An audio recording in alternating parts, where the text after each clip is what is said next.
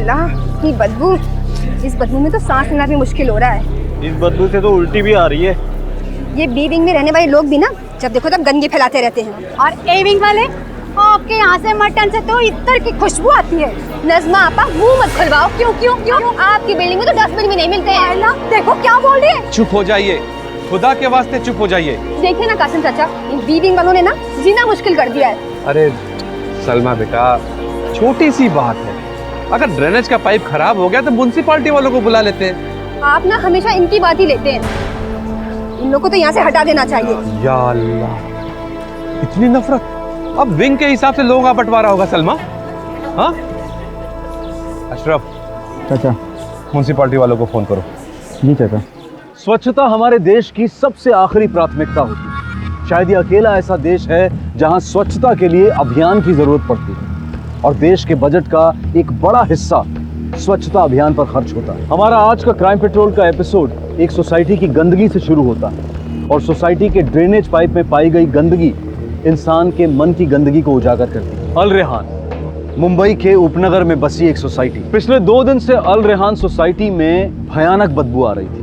2 दिन तक तो वहां के लोगों को इससे कोई परेशानी नहीं हुई क्योंकि हम सब गंदगी और बदबू के आदी हो चुके हैं। लेकिन आज इस बदबू ने तो कहर ही बरपा दिया। जब सांस लेना भी मुश्किल हो गया तब जाकर सोसाइटी के सारे लोग इकट्ठा हुए और इस समस्या के बारे में सोचने लगे।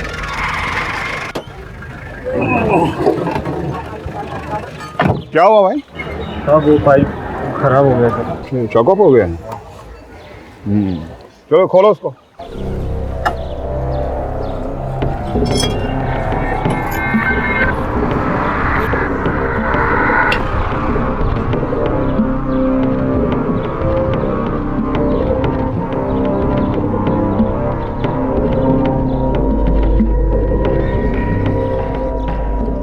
साहब ये देखो क्या निकला।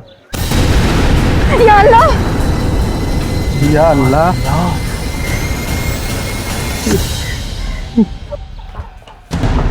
कहाँ ये अल रेहान बिल्डिंग? जन्नत नगर से।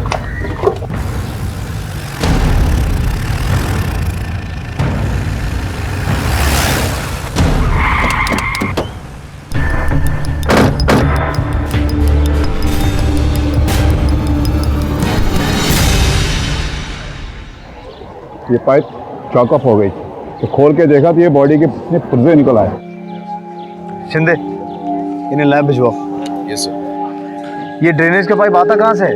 सर, अलरियाना की 3 विंग से सर, ए, बी और सी, तीनों विंग का वेस्टेज यही जमा होता है सर। हर विंग में कितने फ्लैट हैं? 36 फ्लैट है सर। हमारे विंग में सब पढ़े लिखे लोग हैं साहब। ये जरूर बी विंग वालों का काम होगा। या अल्लाह, साहब हमने कुछ नहीं किया। ये कुछ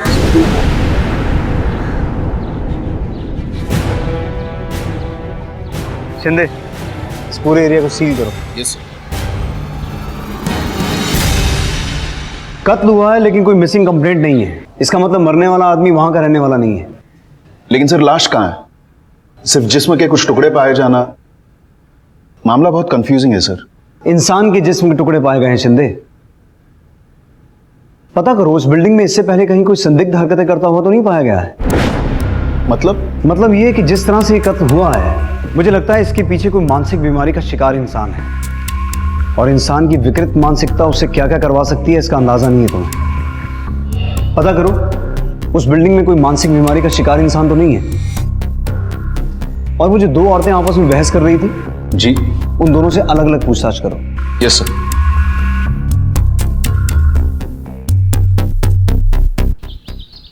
हाँ साहब, हमारे विंग में सब कम पढ़े लिखे लोग रहते हैं, पर साहब सबके सब अच्छे काम धंधे वाले लोग हैं। यहाँ हम सब एक दूसरे से मिलजुल के रहते हैं। ये ए विंग जैसे दरवाजे बंद नहीं रखते हैं हम। यहाँ कौन कौन रहता है? मैं और मेरे शोहर। वो क्या काम करते हैं? जी वो दुबई में काम करते हैं। वैसे तुम्हें क्या लगता है यहाँ जो कुछ हुआ वो किसका काम होगा? नहीं साहब, मुझे नहीं मालूम। पिछले हफ्ते तुमने कोई अनजान लोगों को आते जाते देखा है? नहीं साहब। ठीक है।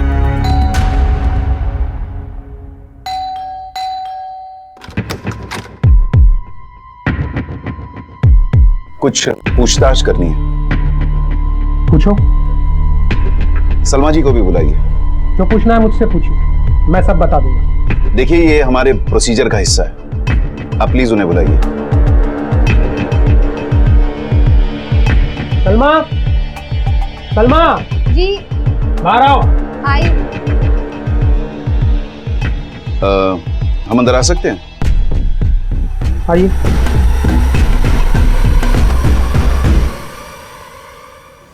जो पूछना है जल्दी पूछिए।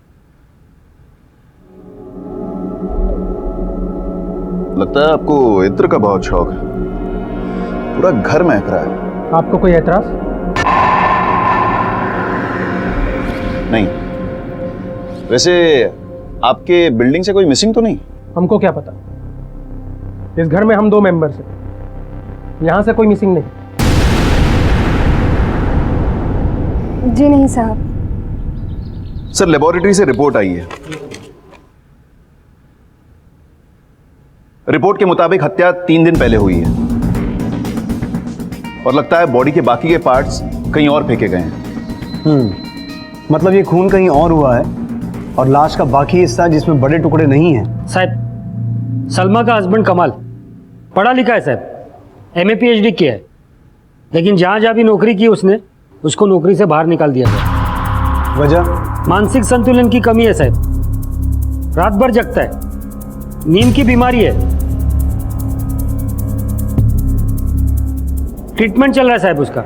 सलमा को भी बहुत मारता पीटता है, बच्चे नहीं हो रहे ना उनको, सोसाइटी में भी किसी से बातचीत नहीं है, एकदम अजीब आदमी है। कमाल पे नजर रखो, कहाँ जाता है, क्या करता है, सारी इंफॉर्मेशन निकालो। ड्रेनेज में जो लाश के टुकड़े मिले थे उसकी जड़ तक जाने की कोशिश लगातार चल रही थी। ये एरिया सेंसिटिव था, इसलिए पुलिस घर घर जाकर तलाशी लेने की बजाय कुछ और ऑप्शंस ढूंढ रही थी। पुलिस इस गुत्थी को सुलझाने में लगी थी कि कातिल आखिर है कौन। सोसाइटी के ड्रेनेज से मिले इंसानी जिस्म के वो छोटे छोटे टुकड़े सारी सच्चाई बयां करने में असमर्थ थे, लेकिन जिसने भी ये काम किया था बड़ी बेरहमी से किया। इस कत्ल के पीछे अब तक 2 ही संभावनाएं नजर आ रही थी। एक, या तो किसी मानसिक बीमार व्यक्ति की विकृत मानसिकता, या फिर किसी पेशेवर खूनी द्वारा किया गया कोल्ड ब्लडेड मर्डर। पुलिस एक एक कड़ी को जोड़ने में लगी थी कि अचानक एक सुबह इंस्पेक्टर पाटिल का फोन बजा। जन्नत नगर के पास जो डंपिंग ग्राउंड है वहां चलना है। Okay sir. जन्नत नगर डंपिंग ग्राउंड चला।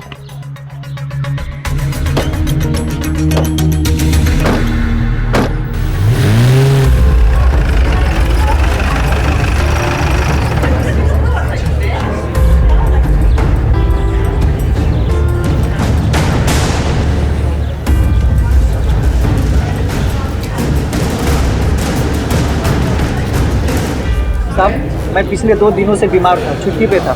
आज मैं जब कचरा उठाने के लिए आया तो यहाँ से बदबू आ रही थी। फिर मैंने आके देखा तो यहाँ पे ये पॉलीथीन मिला। फिर मैंने तुरंत आप सबको बताया। कामले, इसे फोरेंसिक लैब भिजवाओ। शिंदे किसी पेशेवर का काम लगता है, लेकिन इसके पीछे का मकसद क्या है, वजह क्या है, वो पता लगाना जरूरी है। कमाल के बारे में कोई खबर? सर, जैसे कामले ने कहा, वो नॉर्मल नहीं लगता, निशाचर है, रात भर घूमता रहता है। बुलाओ उसको। Yes sir. डंपिंग ग्राउंड है ना, डंपिंग ग्राउंड, हड्डियां मिली, इंसान की हड्डियां। या अल्लाह, असलम भाई, कौन हो सकता है दरिंदा? हमारे एरिया को नजर लगी है, काला जादू है ये, काला जादू। या अल्लाह, ऐसा भी हो सकता है? 3 दिन पहले आप कहाँ थे? याद नहीं। मैं हेल्प कर देता हूँ। आप डॉक्टर के पास थे। डॉक्टर के पास जाना कोई जुर्म है? बिल्कुल नहीं। मैंने सुना आप अपनी बीवी सलमा से मारपीट करते हैं। कौन नहीं करता, सब झगड़ते हैं। प्यार भी तो इतना ही करता हूँ मैं। आप अपनी सोसाइटी में सबसे कटे कटे रहते हैं, किसी से मिलना जुलना नहीं, बातचीत नहीं, ऐसा क्यों? ईद के दिन पूरी सोसाइटी को सेवइयों की खीर खिलाता हूँ मैं। डॉक्टर की रिपोर्ट कहती है कि आप बहुत जल्दी उत्तेजित हो जाते हैं, आई मीन वायलेंट। और जब आप वायलेंट होते हैं तो आपको ये कहते हुए सुना गया है कि मार दूंगा, काट दूंगा, बोटी बोटी कर दूंगा। आपको एक बार पहले अरेस्ट भी किया गया था। किसने दी रिपोर्ट? सलमा ने।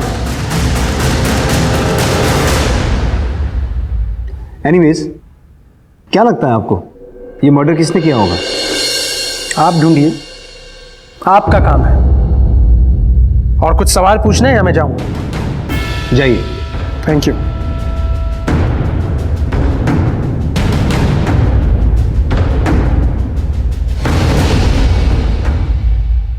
आदमी सनकी है पर कातिल नहीं लगता, फिर भी इग्नोर नहीं कर सकते। नजर रखना इस पे। हाँ साहब। अपने खबरियों से कुछ पता चला और कहीं कोई मिसिंग कंप्लेंट दर्ज हुई है? इस एरिया में तो नहीं। और वो डंपिंग ग्राउंड के आसपास कोई निशान मिले? नहीं सर, कहीं कोई खून के धब्बे या और कोई निशान नहीं थे। और हाँ, लाश के टुकड़ों को बाकायदा पॉलीथीन के बैग में लाया गया था।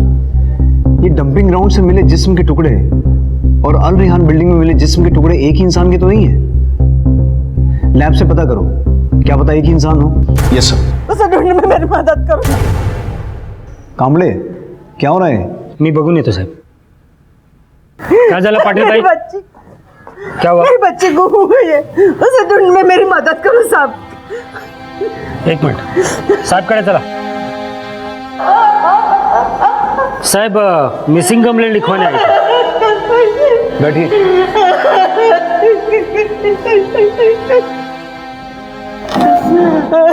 क्या हुआ? साहब मेरी बेटी गुम हो गई है, उसे ढूंढने में मेरी मदद करो साहब। क्या उम्र है? 23-24 की होगी साहब। नाम? रजिया। कुछ काम करती है वो? सब बर्तन मांजने का काम करती है। कहाँ? अल रिहान बिल्डिंग है ना, वहाँ पे।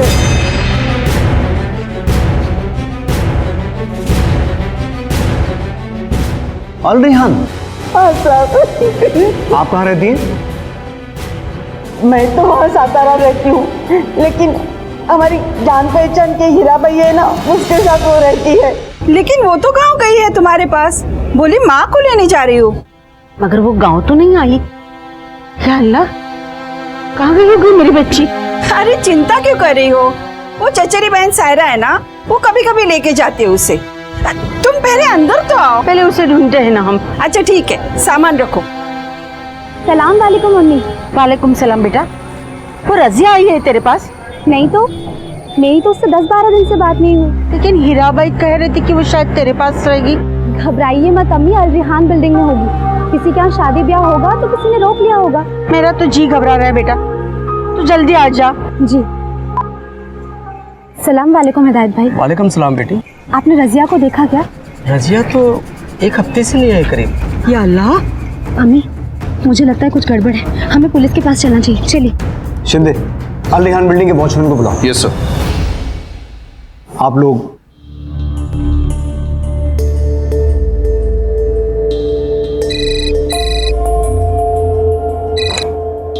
हेलो। पाटिल साहब, फोरेंसिक लैब से डॉक्टर शर्मा बोल रहा हूँ। हाँ डॉक्टर शर्मा बोलिए। डंपिंग ग्राउंड में और अल रिहान बिल्डिंग के ड्रेनेज पाइप में जो लाश के टुकड़े मिले हैं वो एक ही व्यक्ति के हैं और वो एक लड़की के हैं। इसके अलावा अंगूठी और कान की बाली मिली है, जो आज शाम को आपके पास भिजवा देता हूँ। ठीक है। शिंदे। जी सर। अल रिहान में पाए गए शरीर के टुकड़े और डंपिंग ग्राउंड में मिले शरीर के हिस्से एक ही इंसान के हैं, लड़की है। कहीं ये जो लड़की मिसिंग है रजिया, इसका इस केस के साथ कोई ताल्लुक तो नहीं है? कहीं ये बॉडी पार्ट्स रजिया के तो नहीं है? बॉडी के साथ मिली चीजें हाथ में आएंगी तो मामला और साफ हो जाएगा। क्या नाम है तुम्हारा? हिदायत हुसैन साहब। रजिया को आखिरी बार कब देखा था? 1 हफ्ता हुआ है साहब। रजिया बिटिया आई थी करीब शाम के 7 बज रहे होंगे साहब। चाचा, ऐसे दिन में भी सोते रहना तो हो गई आपकी वॉचमैनी। अरे यहाँ कौन आने वाला है बेटा, किसके पास पैसा है चुराने के लिए। आज लेट हुआ? हाँ बस अभी सलमा पा के घर का काम करने जा रही हूँ। तू बड़ी मेहनती है बेटी। चाचा, मेहनत करूंगी तभी तो अम्मी को यहाँ ला पाऊंगी ना। इतनी नेक सोच है तो अल्लाह ताला तुम्हारी जरूर हर ख्वाहिश पूरी करेगा। आमीन। अच्छा अभी मैं चलती हूँ, देर हो रही है। हाँ बेटी।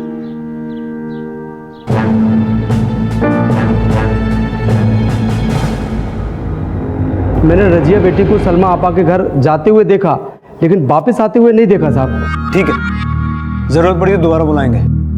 ठीक है साहब। शिंदे, चलो अल रिहान, और जो औरतें बाहर बैठी हैं उन्हें साथ ले लो। हाँ आई थी, रोज आती थी। तो फिर कहाँ गई वो? मुझे क्या मालूम साहब, बोल रही थी गांव जाएगी, उसकी शादी तय हुई थी ना इसलिए। आ गई तू? चल आ जा। अब वो क्या है ना भाभी, आज जल्दी जल्दी काम करके ना गांव के लिए निकलना है, माँ को लेने जाना है। क्या हुआ? वो आप किसी को बताइएगा मत, मेरा निकाह होने वाला है। लड़का कौन है? बाद में बता दूंगी आपको। सब झूठ है, कोई शादी वादी नहीं थी।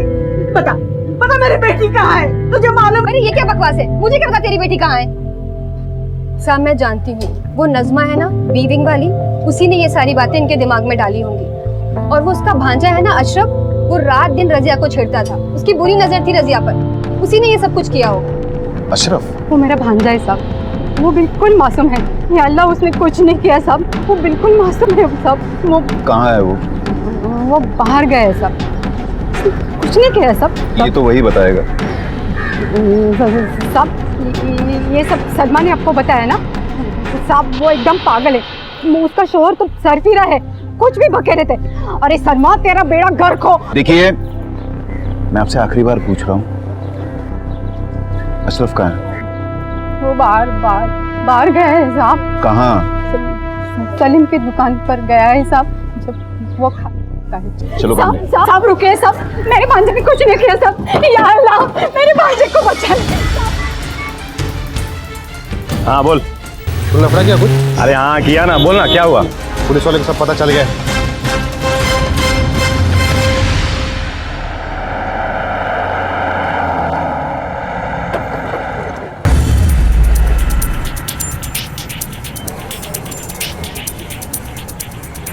तेरा नाम सलीम है? हाँ साहब। क्यों, क्या हुआ साहब? अशरफ कहाँ है? आया था साहब चाय पीने, चाय पी और चला गया। पता नहीं साहब कहाँ गया। तुझे लगता है पुलिस की चाय पीने का बड़ा शौक? हाँ, हमारे पुलिस स्टेशन की चाय बहुत कड़क होती है। साहब वो अपने चाचा के गैरेज में गया होगा, या फिर वो शक्ल है ना साहब भिंडी बाजार वाला, उसके पास गया होगा। वो जब भी खाली होता है साहब उधर ही जाता है। साहब क्या हुआ, क्यों मिली मेरी बच्ची? कहाँ है रजिया? बैठिए। कहाँ है मेरी रजिया? एक बात बताइए, आप इन चीजों को पहचानती हैं?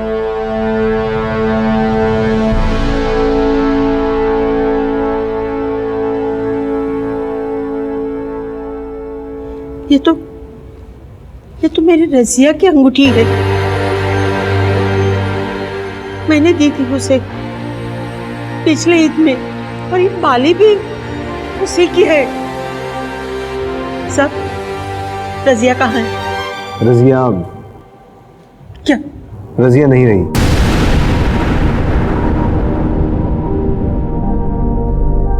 उसका मर्डर हुआ है। साहब ऐसा नहीं हो सकता साहब। देखिए यही सच है, ये चीजें हमें उसकी लाश के साथ मिली है, और हम ये पता करने की कोशिश कर रहे हैं कि उसके साथ ये हैवानियत भरा काम किसने किया। सर तू मुंह खोलेगा कि मैं खुलवाऊं? साहब दिल आ गया था उस पे, इश्क करता था रजिया से। रजिया, अरे रुकना बाबा, तू हूर की परी है तो हम ऐਵੇਂ ही थोड़े हैं। देख अशरफ, मेरे पास टाइम नहीं है, मेरे को जाने दे। अरे हैप्पी बर्थडे है मेरा, विश तो करना। अशरफ मैंने तेरे को 10 दफे बताया, मेरे को ये सब बातें पसंद नहीं है, हट जा यहाँ से। तो गुस्से में और भी मसला, काम पे जा रही क्या? हाँ। मेरे से शादी मना ले, काम छुड़वा दूंगा पक्का। मैं कुछ बोल नहीं रही हूँ तो तू ज्यादा नाटक नहीं कर रहा है? अरे नाटक तो तू कर देगी। हाँ छोड़। हैप्पी बर्थडे मेरा, अरे विश ना, अरे गिफ्ट तो देना। गिफ्ट चाहिए तुझे? गिफ्ट चाहिए? हाँ, मैं तो सिर्फ हाजी अली जाकर 2 चैन और एक पर्स मारा था, सोचा था रजिया को गिफ्ट देकर खुश कर दूंगा। गिफ्ट दिया तूने? साहब उसके बाद वो मिली ही नहीं। मिली नहीं कि मार दिया तूने? पर मैं मारूंगा उसे, क्यों मारूंगा सर? सर मुझे लगता है कि हमारा शक गलत है। जिस दिन ये हत्या हुई थी उस दिन अशरफ हाजी अली एरिया में था। उसने जो माल चुराया था वो बरामद हुआ है, और वर्ली के थाने ने ये बात कंफर्म की है। सर उसे तो ये भी नहीं पता कि रजिया की मौत हुई है। रजिया जैसी मासूम और मेहनती लड़की के साथ किसी की क्या दुश्मनी हो सकती थी? और सबसे अहम सवाल जो पुलिस को परेशान कर रहा था वो ये था कि लाश के साथ इतनी बर्बरता से व्यवहार क्यों किया गया था? उसे ड्रेनेज पाइप में क्यों और कैसे फेंका गया? कोई सुराग नहीं मिल रहा था। और फिर एक हफ्ते के बाद म्युनिसिपैलिटी की रिपोर्ट आई, जिससे कुछ बातें साफ होने के आसार नजर आने लगे। साहब वो ड्रेनेज है ना, जिसमें अल रियान बिल्डिंग का कचरा जमा हो के आता है, उसको कुछ महीने से अलग कर दिया साहब। अभी उधर खाली ए विंग का कचरा जमा हो के आता है।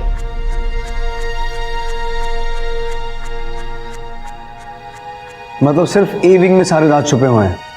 शिंदे, एक एक घर जाकर एक एक पाइप चेक करना होगा और हर पाइप का एक एक इंच चेक किया जाएगा। मुश्किल है सर। क्यों? कितने लोग लगेंगे इस काम के लिए? सर बात वो नहीं है, मतलब एरिया बहुत सेंसिटिव है, इसलिए वहाँ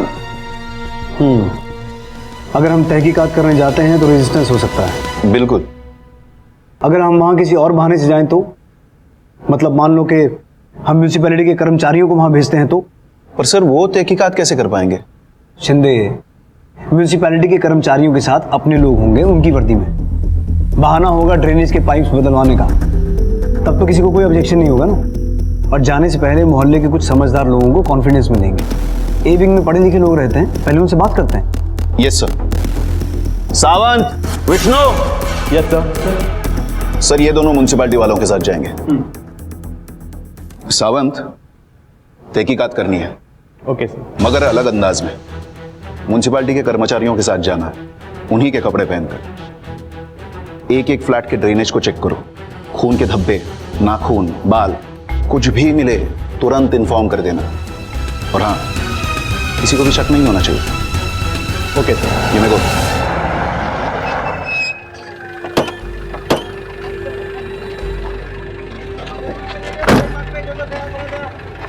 नमस्कार। सलाम।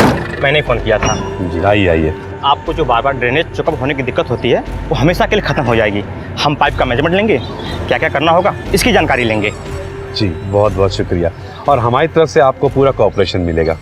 ध्यान रखना किसी को कोई तकलीफ ना हो यहाँ पे। ठीक सर।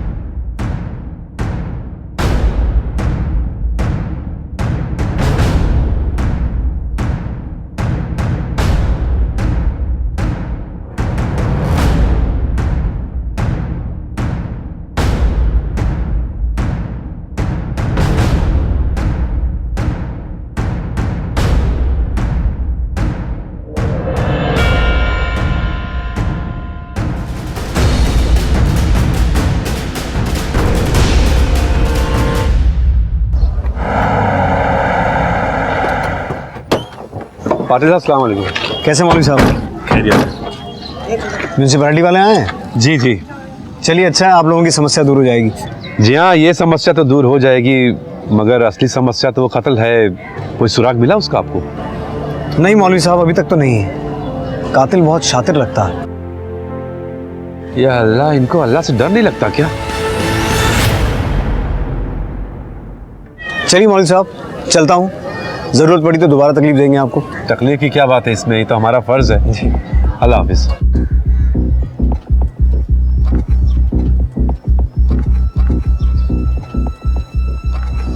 बोलो विष्णु। सर मैंने सब देख लिया मगर कोई सुराग मिला नहीं। स्ट्रेंज, कुछ भी नहीं मिला। सर मैंने चप्पा चप्पा छान मारा, बस एक घर छोड़ के 506, और वो बंद था। वो घर किसका है? सर वो मौलवी साहब का, जो अभी यहाँ खड़े थे। तो तुमने उनसे चाबी क्यों नहीं मांगी? सर मौलवी जी से चाबी सर। लेकिन क्यों विष्णु? सर मौलवी साहब का घर। अरे शिंदे, उसमें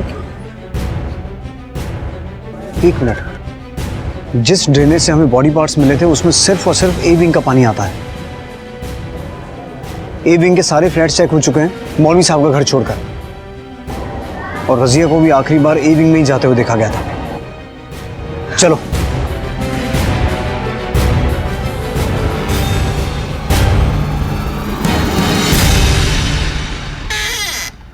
जनाब माफ कीजिएगा, गाड़ी का टायर पंक्चर हो गया, स्टेपनी बदल रहा है। 15-20 मिनट लगेंगे, सोचा आपके पास चल के बैठते हैं। हम लोग चल के सलमा के यहाँ बैठते हैं, वहाँ बातें भी हो जाएंगी और चाय भी पी लेंगे वहाँ पे। नहीं, चाय की कोई जरूरत नहीं है, थोड़ा पानी पिला दीजिए, बहुत है। आइए।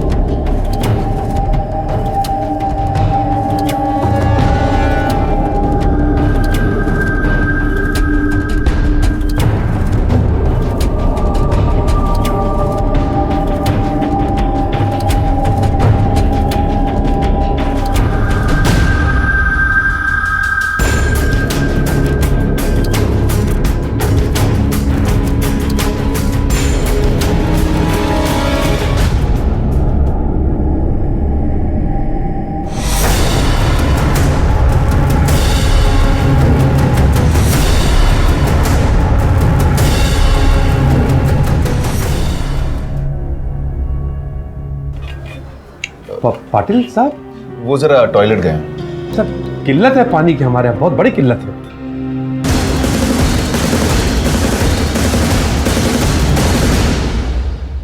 मौलवी साहब ये खुशबू? जनाब इतर की खुशबू है, वो लोग इज्जत से प्यार से मोहब्बत से दे जाते हैं बस। लोग इज्जत और प्यार से दे जाते हैं और आप उसे पैखाने में छिड़क देते हैं। वाह मौलवी साहब, लोगों के प्यार की आपको कदर ही नहीं है। लोग मानते हैं कि आप उन्हें सच्ची राह दिखाने वाले राहगीर हैं, जीने का सही तरीका सिखाने वाले फरिश्ते हैं। लोगों की नज़रों में आप खुदा समान हैं मौलवी साहब। आपके एक लफ्ज़ पर लोग आंख मूंद कर भरोसा कर लेते हैं और आपने उनके प्यार और भरोसे का ये सिला दिया। उनके प्यार और भरोसे को आपने टुकड़े टुकड़े कर दिया मौलवी साहब। जनाब ये क्या बक रहे हैं आप? आप अपना जुर्म यहाँ कबूल करेंगे या पुलिस स्टेशन चलकर?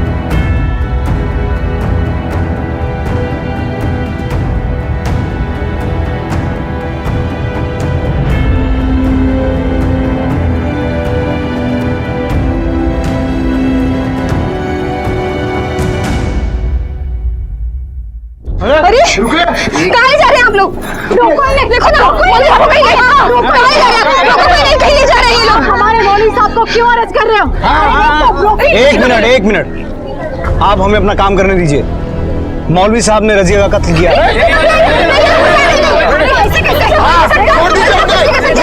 लाशें बिक जाएंगी। भाईजान गेट बंद कर दो। एक मिनट मौलवी साहब, अब आप ही नहीं समझाइए। अल्लाह के वास्ते आप लोग पीछे हट जाइए, इन्हें इनका काम करने दीजिए। रजिया का कत्ल मैंने ही किया है।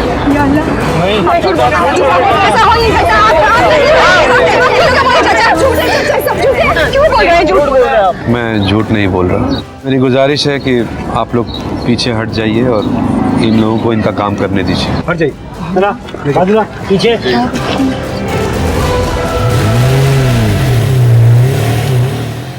रजिया मेरे घर में काम करती थी, गांव से आई थी मन में उमंगे लेकर।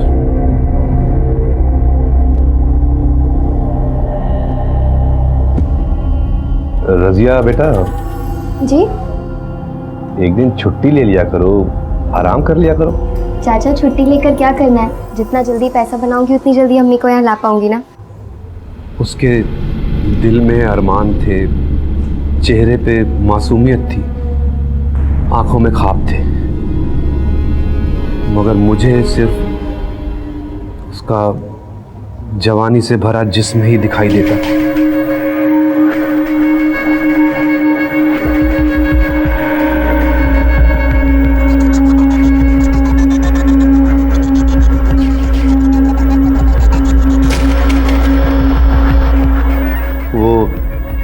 सुबह जल्दी आकर पानी भर दिया करती थी, तब मैं उसका भीगा हुआ बदन निहारता रहता था। मन ही मन सोचता था कि ये गलत है, लेकिन खुद को रोक नहीं पाता था।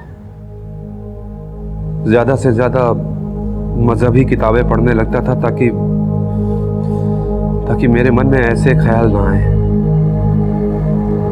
लेकिन मेरे लिए उसको भुलाना मुश्किल होता जा रहा था। फिर मैंने उसके सपनों को ही सीढ़ी बनाना शुरू कर दिया। रजिया जी, ये लो, ये किस लिए? मिठाई है, पहले खा लो फिर काम करो। ये लो।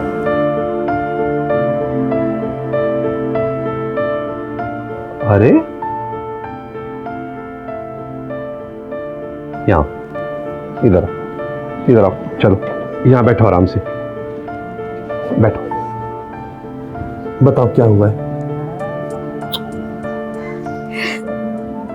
मुझे बताओ क्या हुआ है। चाचा मैं कभी कभी सोचती हूँ, मैं यहाँ पर इतने मजे कर रही हूँ, मिठाइयाँ खा रही हूँ, और मेरी अम्मी वहाँ पर जैसे तैसे गुजारा कर रही है। मैं मेरी अम्मी को यहाँ पर लाना चाहती हूँ, उन्हें सारी खुशियाँ देना चाहती हूँ, मेरी अम्मी को हज करवाना चाहती हूँ। हो जाएगा रजिया, सब हो जाएगा, अल्लाह पे भरोसा रखो। ये लो, नहीं चाचा, पैसे किस रख ईदी समझ के रख लो, अम्मी के लिए कपड़े भेज देना। हंसो अभी। वो नहीं जानती थी कि मेरे मन में हवस के अलावा और कुछ नहीं है। एक दिन मैंने उसे बीमारी के बहाने घर पे बुला लिया। अरे रजिया, कमर में बहुत दर्द है। तो डॉक्टर को बुलाया आपने? मैं लेकर आऊं? अरे मैं जाके आया ना। क्या कहा उन्होंने? अरे डॉक्टर ने तो ये मलहम दिया है। मैं किसी मसाज करने वाले को ढूंढ रहा था, कमबख्त मिला ही नहीं कोई। अल्लाह, बहुत दर्द। चाचा आप भी ना, इतनी सी बात के लिए किसी को बुलाने की क्या जरूरत है? मैं मल देती हूँ, लाइए। नहीं नहीं बेटा, तुम नहीं। चाचा मेरी अम्मी के पीठ में भी दर्द होता था, तब मैं ही मरहम लगाती थी। लाइए दीजिए। नहीं नहीं रजिया, नहीं। आप चुप करके लेट जाइए। मेरी अम्मी कहती है मेरे हाथों में ना जादू है, अभी ठीक हो जाएगा। लाइए दीजिए। आइए आप लेट जाइए। आइए। ठीक है, तुम कहते हो तो। संभाल संभाल आराम से। वो मेरी पीठ पे मरहम लगाती रही। मैंने उसके बदन की गर्माहट को महसूस किया। रजिया एक बात कहूं, अगर इसी तरह काम करती रहोगी ना तो कुछ नहीं होगा। दरअसल तुम्हें कोई ऐसा चाहिए जो तुम्हारी अम्मी और तुमको दोनों को यहाँ अपने पास रख सके। हाँ ना, अम्मी भी यही कहती है कि जल्दी से शादी कर ले। पता नहीं क्यों अम्मी को लगता है मैं कोई हूर की परी हूँ और कोई शहजादा आके मुझे ले जाएगा। पर वो समझती ही नहीं है कि मैं बर्तन मांजने वाली हूँ और पढ़ी लिखी भी नहीं हूँ। मेरे लिए तो तुम किसी हूर परी से कम नहीं हो। चाचा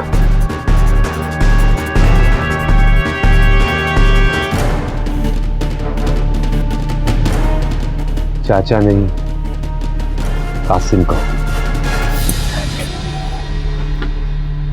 वो उठकर चली गई। अगले दिन नहीं आई, मगर जब लौटी तो शायद उसने सच्चाई का सामना कर लिया था।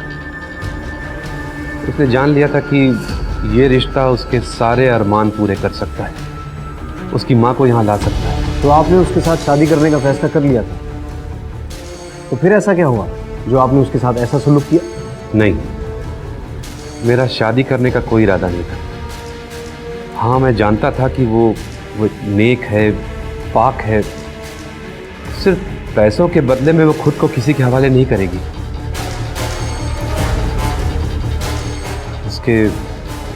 उसके जिस्म को पाने का यही तरीका था मेरे पास। मैंने तो उसे एक ख्वाब दिखाया था, लेकिन वो तो एक सच्चे आशिक की तरह मुझ पे जान छिड़कने लगी थी। मुझे अपना शौहर मानने लगी थी। धीरे धीरे मैंने हमारे बीच सारी दूरियां खत्म कर दी।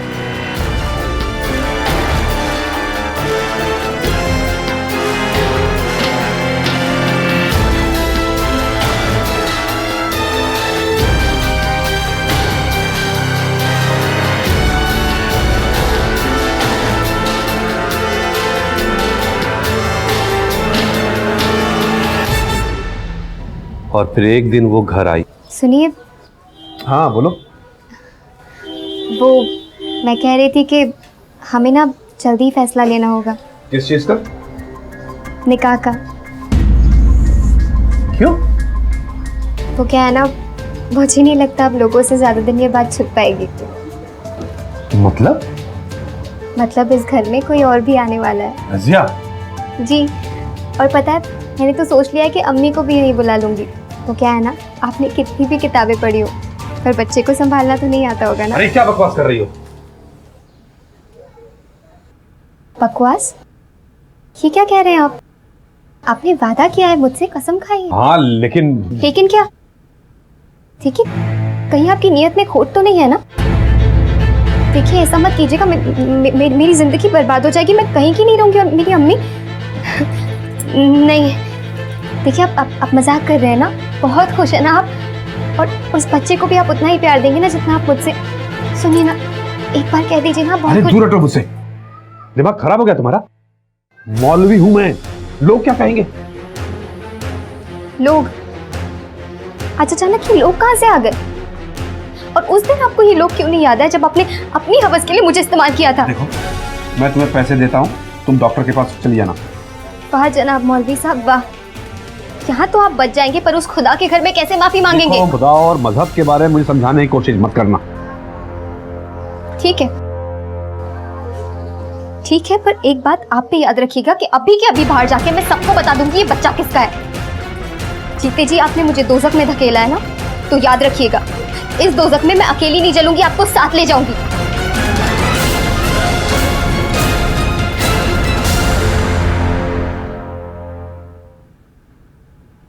वो चली गई और मैं होश में आ गया। मैं जान गया कि ये सब भारी पड़ने वाला है। मैंने उसे फोन किया और घर बुला लिया। तुम जीत गई। क्या? मैं तो पहले से ही जानता था कि तुम उम्मीद से हो। बस ये देख रहा था कि तुम इस बुड्ढे को चाहती हो या नहीं। मतलब ये रजिया कि तुम्हारे लिए तो कई नौजवान हंसते हंसते निकाह के लिए तैयार हो जाएंगे, मगर मैं सोच रहा था कि तुम, लेकिन अब मुझे यकीन हो गया है कि तुम भी मुझे उतना ही चाहती हो जितना कि मैं तुम्हें चाहता। या अल्लाह, आपने तो मेरी होश ही उड़ा दिए थे। सच में आप सब कुछ हो मेरे लिए। अगर आपने मेरे बारे में शक किया, रजिया ये मेरी नहीं, इस उम्र की गलती है। देखिए, आपको मेरी कसम है, दोबारा ऐसे हम दोनों के बीच इस उम्र वाली बात को मत आने दीजिएगा। ठीक है, तुम्हारी कसम। अच्छा, एक काम करना, तुम कल आ जाना, हम लोग तय कर लेंगे कि निकाह कब करना है, कहाँ करना है, किसको किसको बुलाना है। और तुम अपनी अम्मी को भी बुला लेना भाई, उन्हें भी तो दामाद पसंद आना चाहिए। वो दिन तो टल गया, मगर मैं उसे यूं कब तक टालता रहता। एक ना एक दिन इस मसले को तो सुलझाना ही था। इस तकलीफ से निजात पानी ही थी। अगर वो मेरा भांडा फोड़ देती तो जो इज्जत, जो प्यार और भरोसा मैंने लोगों के बीच बनाया, वो तो चूर चूर हो जाता।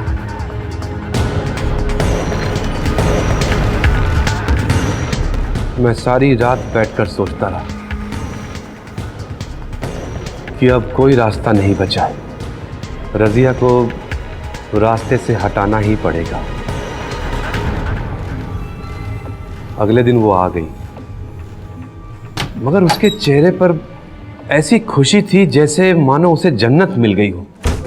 अरे रजिया, वो मैंने चूल्हे पे चाय रखी था, देख लेना।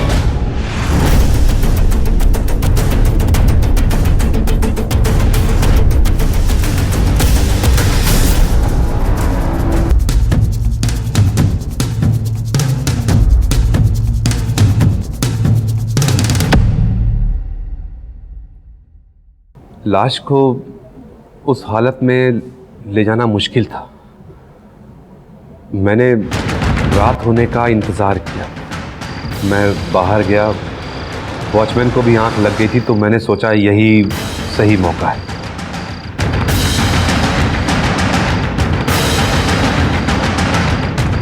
मगर कमाल वहाँ खड़ा हुआ था। मैं समझ गया कि ये पागल यहाँ से जाने वाला नहीं है। फिर भी मैंने इंतज़ार किया, लेकिन जब वो वहाँ से नहीं हटा तो फिर मैं घर वापस आ गया और कोई चारा नहीं था मेरे पास। और जो टुकड़े पाइप से नहीं गए, उन्हें मैंने एक पॉलीथीन के बैग में भरकर, साहब, शैतान ने कब्जा कर लिया था मेरे दिमाग पर।